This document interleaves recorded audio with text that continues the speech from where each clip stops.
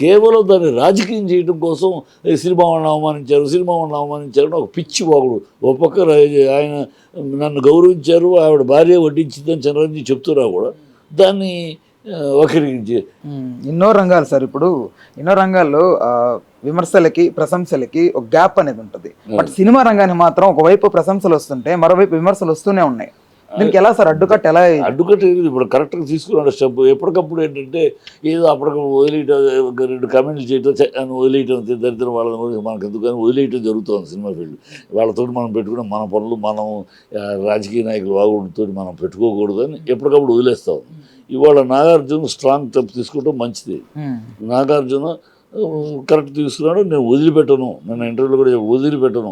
అమ్మాయి క్షమాపణ చెప్పను, వదిలిపెట్టను. షుడ్ బి ఒక లెసన్ జరగాలి, ఒక లెసన్ తెలియచెప్పారు. అప్పుడు కానీ ఈ పిచ్చి పిచ్చి వేషాలు మానేస్తారు రాజకీయాలు. వాళ్ళ అవసరం కోసం మీ రాజకీయాలు ఏమైనా ఉంటే తిట్టుకోండి అయ్యా, మీరు తిట్టుకోండి, మీరు పట్టుకోండి. మాకు ఎవరికి కావాలి మీ దరిద్రం? మీ రాజకీయాలు గత రాజకీయాల్లాగా లేవు. ఇప్పుడు రాజకీయాలు చిల్లర భాష, చిల్లర మాటలు. మీ సీఎంఏ ఏం మాట్లాడతాడో అర్థం కాదు. సన్నాస్ అంటాడు, మెడలో పేగులు మెడలో వేసుకుంటాడు, అసెంబ్లీలో ప్యాంట్లు ఉడదీస్తానంటాడు. ఈ చిల్లర భాష, చిల్లర వేప చెట్టుకు వేలాడేసి అసెంబ్లీలో మీ సీఎంఏ అలాంటి కనుక మీ రాజకీయాలు, మీ మాటలు, మీ యథారజాలు మా సీఎం అలా మాట్లాడితే మీరు రాజకీయాలు మాట్లాడుకోండి. దరిద్రం మాకు అవసరం. ఆంధ్రప్రదేశ్లో ఫస్ట్ స్టార్ట్ అయినట్లుంది కదా సార్ ఈ ఆచార్యం. అంటే మెయిన్గా పొలిటికల్గా ఉన్నదాన్ని పర్సనల్ లైఫ్కి అటాచ్ చేసి మాట్లాడడం, పవన్ కళ్యాణ్ గారికి సంబంధించి వ్యక్తిగత జీవితానికి వెళ్ళడం, అది ఇక్కడికి వచ్చినట్టు తెలంగాణ ఫస్ట్ స్టార్ట్ అయింది. రాజకీయం చేయడం మొదలెడారు. ఇప్పుడు ఆంధ్రలో ఈ పత్రికలు పెట్టుకుని వీళ్ళు చేసే అసహ్యమే. ఇప్పుడు యాక్చువల్గా ఆంధ్రలో ఏం జరిగింది, రేట్ల కోసం చిరంజీవి వెళ్ళినప్పుడు ఆయన ఇంటి బయటకు వచ్చి రిసీవ్ చేసుకుని తీసుకెళ్ళాడు. ఇంట్లో అది చిరంజీవి గారు కూడా చెప్పారు, చాలా గౌరవంగా చూశారు నన్ను. ఇంటికి వెళ్ళి ఇంట్లో ఆవిడ చేత్తోటి, భారతి గారు చేత్తోటి వడ్డించారు, టిఫిన్ చేసి గౌరవంగా మళ్ళీ బయట దాకా వచ్చి పంపించాడు. రెండోసారి వచ్చినప్పుడు మీరు గ్రూప్గా వెళ్ళారు, ఇంటికి కాదు వెళ్ళింది. రెండోసారి మీరు డెలిగేషన్కి వెళ్ళారు. డెలిగేషన్కి వెళ్ళినప్పుడు అక్కడ అఫీషియల్ సీఎం హౌస్కి వెళ్ళారు. ప్రోటోకాల్ అక్కడ ప్రోటోకాల్ నువ్వు కాదు, ఎవరు వచ్చినా సరే, ఈ మినిస్టర్లు వచ్చినా సరే అక్కడ దిగి నడిచి రావాల్సింది. లోపల దాకా బండి వెళ్ళదు. ఏదో అదర్ గవర్నర్సు, అదర్ సెంట్రల్ అదే నేషనల్ లెవెల్ హెడ్స్ వచ్చేటప్పుడు తప్పితే మిగతా నువ్వు వెళ్ళినా, నేను వెళ్ళినా, ఎవరు వెళ్ళినా అక్కడ దిగి నడిచి వెళ్ళాల్సింది. అది ప్రోటోకాల్. అది CM house. You are not meeting him as Jagan. నువ్వు ఇంటికి వెళ్ళినప్పుడు జగన్గా మీట్ అయ్యావు.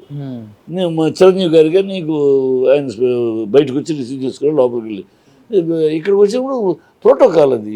దాన్ని వక్రీకరించి అవమానించారు, చించారు, పొడిచారు అని పిచ్చ మాటలు. అక్కడ ప్రెస్ మీట్కు ఇవి ఉండదు. మీకు తెలుసా, ఒక రాజ్భవన్లోనూ ఒక హీట్తో సీఎం హౌస్ దగ్గర బయటే ఉంటుంది తప్పితే లోపలికి వెళ్ళి ప్రెస్ మీట్ పెట్టు. సెక్యూరిటీ రీజన్స్ అయ్యి అనేక ఉంటాయి. సెక్యూరిటీ రీజన్స్ ఉంటే సుదేవిలో అప్పటికి ఒక చోట ఒక కారణాలు అలౌ చేశారు. దానికి మాకు ఎక్కడో ఇచ్చారు. ఈ వీడు రాజకీయం అని కేవలం దాన్ని రాజకీయం చేయడం కోసం సినిమా వాళ్ళని అవమానించారు ఒక పిచ్చి వాగుడు. ఒక పక్క ఆయన నన్ను గౌరవించారు, ఆవిడ భార్య వడ్డించిందని చిరంజీవి చెప్తున్నా కూడా దాన్ని వక్రీకరించి రేట్లు తగ్గించారు. ఇప్పుడు మొన్న ఆయన అయిపోయింది, మీ గవర్నమెంట్ వచ్చింది, ఏం చేశారు మీరు? సేమ్ ఆయన చెప్పిన పాలసీగా చేస్తున్నారు. ఆయన చెప్పిన పాలసీ ఎక్కడ మార్పు ఉందా?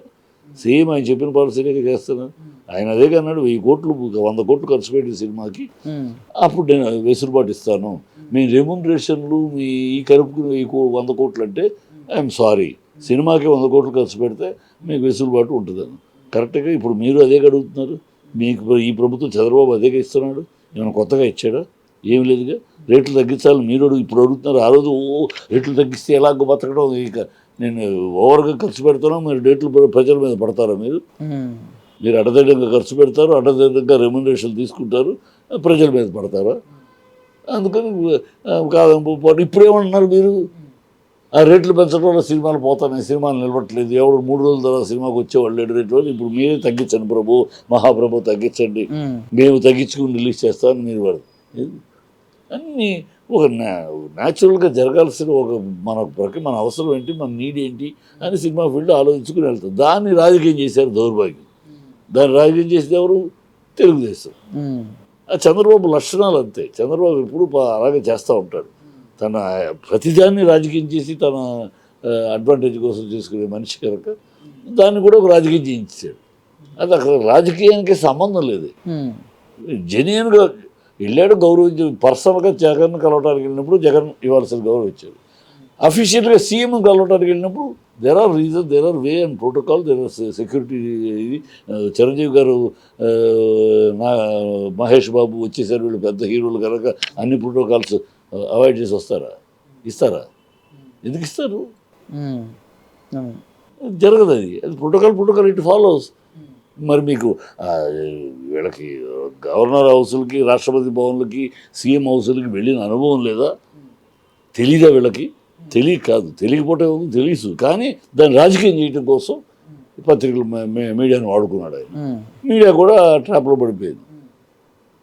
ఇప్పుడు ఏం జరుగుతుంది? ఆ రోజు ఆయన చెప్పింది జరుగుతుంది. ఇప్పుడు మరి మాట్లాడరే? ఇప్పుడు ఎందుకు మాట్లాడలేదు? ఇప్పుడు ఆయన ఏమన్నాడు? 4 రోజులకి అన్నాడు 100 కోట్లు దాటిదానికి అని మీరు ఇస్తున్నారు. అదే సేమ్ ఒక అక్షరం మార్చకుండా అదే జియో ఫాలో అవుతున్నారు. ఇప్పుడు మనం మాట్లాడరు ఎవరు? అంటే మీ దగ్గర పత్రికలు పెట్టుకుని ఇలా స్టార్ట్ అయింది. అంటే ఎందుకు చెప్తా అంటే విమర్శ కోసం కాదు, స్టార్ట్ అయింది రాజకీయాలు, సినిమాల ఇంటర్ఫియరెన్స్ అక్కడ స్టార్ట్ అయింది. అవును సార్. ఒకసారి పొలిటికల్గా ఇష్యూస్ కానీ, పొలిటికల్ లీడర్స్ కానీ ఏదైనా మాట్లాడుకోవాలంటే అసెంబ్లీ వైజ్ కూడా పొలిటికల్ ఇష్యూస్ గురించి మాట్లాడేవాళ్ళు 10 సంవత్సరాల ముందు. ఇప్పుడు అసెంబ్లీలో ఏమైపోయిందంటే పొలిటికల్ టు పొలిటికల్ పోయి అసెంబ్లీలోనే పర్సనల్ ఇష్యూస్ రేకెత్తిస్తున్నారు. ఇది కాక తప్పి ఇప్పుడు సినిమా వాళ్ళ మీద కూడా ఇది ఎప్పుడంటే తమిళనాడులో ఆరంభమైందమ్మా ఫస్ట్. ఇది మొత్తానికి అసలు ఈ సౌత్లో, ఇండియా మొత్తం మీద ఎక్కడా లేదు ఇలాగ. తమిళనాడులో మొదలైంది. జయలలిత విషయంలో జయలలిత ఎంజీఆర్ గారు బతికున్నంత కాలం ఏమీ లేదు. ఎంజీఆర్ గారు బతికేంత కాలం అక్కడ కూడా సినిమా వాళ్ళు, రాజకీయ నాయకులు అంతా ఉండేవారు. సినిమా రాజకీయ మిక్స్డ్గా ఉండేది. ఆయన ఎక్కడ ఇలాంటి దరిద్రపు క్లాషులు లేవు. ఎప్పుడైతే ఎంజీఆర్ చనిపోయారో, జయలలితని ఎప్పుడైతే ఆ బండి ఆయన శవపై పెట్టుకున్న బండి ఎక్కుతా అంటే అమ్మాయిని కింద లాగి తోసేశారు, అప్పటి నుంచి స్టార్ట్ అయింది.